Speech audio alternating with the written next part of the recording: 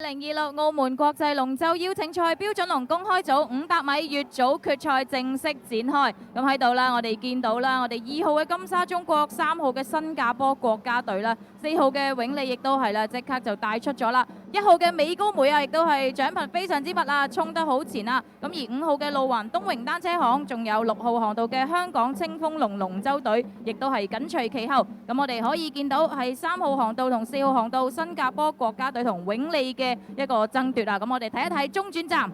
冇錯啦，咁我呢邊呢都係見到3、4、2、6啊，分別係3號航道嘅新加坡國家隊、4號航道嘅永利，以及2號航道嘅金沙中國啊。咁啊，6號航道嘅香港清風龍舟隊呢，都已經係咬緊上嚟啊嚇！咁而家係4、3、6之爭啊，多謝。Thank you. And in lane 6 is actually the Hong Kong Qingfeng team leading, and they are followed very, very closely by the Singapore national team. Also win in lane 4. It's a very, very, very tight race, and we could not tell you who will win by this time. We only have 200 meters left in this team, but lanes 6, 4, and 3, they are looking extremely strong right now. It's anyone's guess who will win this race. Penny.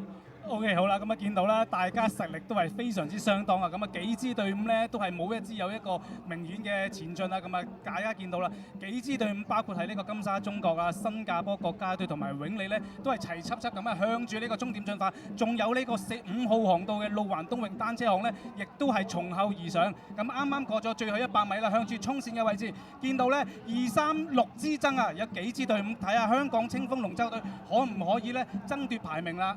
咁啊見到咧，去到差唔多衝線位置，見到3號航道同埋6號航道嘅都係佔有領先嘅位置。好啦，見到第1名衝線嘅係香港清風龍舟隊啊，咁啊以第1名嘅位置衝線，第2名衝線路環東榮單車行，咁啊排第3名衝線呢，就係呢一個2號航道嘅呢個金沙中國啊！哇，大家實力都係旗鼓相當，咁啊去到結尾衝線嘅時間呢，幾支隊伍咧一齊係壓線咁滯，咁最後呢6號航道嘅澳門清風龍舟隊呢，以第1名嘅位置衝線，咁排第2衝線呢，就係3號航道嘅新加坡國家隊，而排第3呢，就係2號航道嘅金沙中國。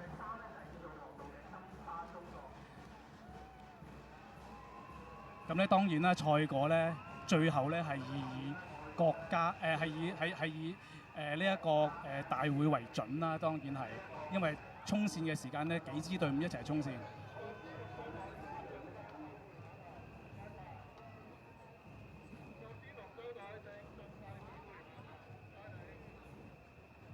咁啊，非常之精彩啊！呢一場嘅乙組決賽，咁啊再次恭喜香港清風龍舟隊以第1名嘅位置衝線，做些。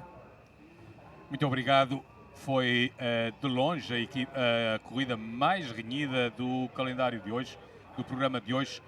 Vitória na pista número 6